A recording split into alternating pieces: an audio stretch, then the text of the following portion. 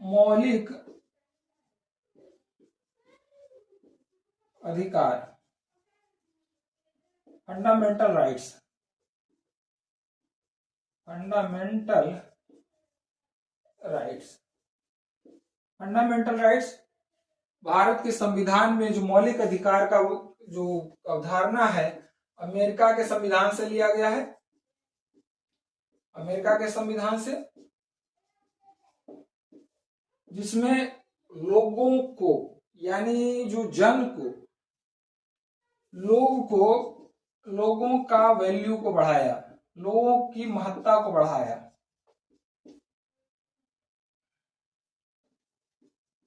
लोगों की महत्ता को बढ़ाया, यानी जो है, इसलिए संविधान के द्वारा उसे अधिकार दिया गया। संविधान लिखित नहीं था तो उसमें जो है लोगों को अधिकार प्रदान नहीं किया गया था। राजा, जो राजतंत्र होता था उसमें राजा ही सर्वे सर्वा होता था, राजा ही न्यायपालिका, कार्यपालिका, विधायिका सभी वही होता था। उसके द्वारा अगर कोई गुनाह भी कर दिया गया तो भी वो माफ होता था, लेकिन और लोगों का कोई अधिकार निहित नहीं था, क्योंकि कुछ मानवाधिकार था।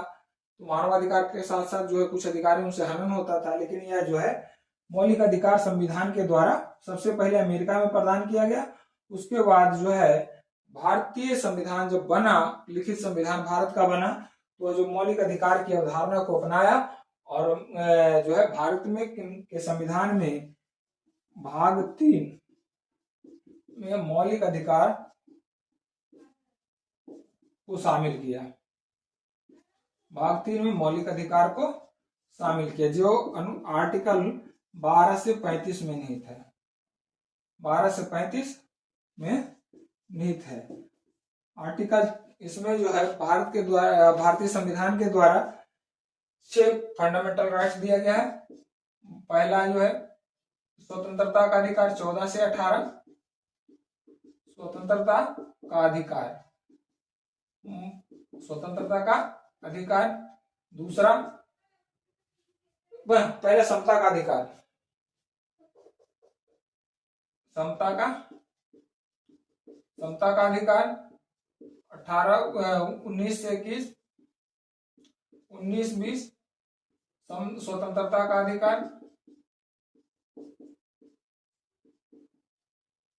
स्वतंत्रता का अधिकार।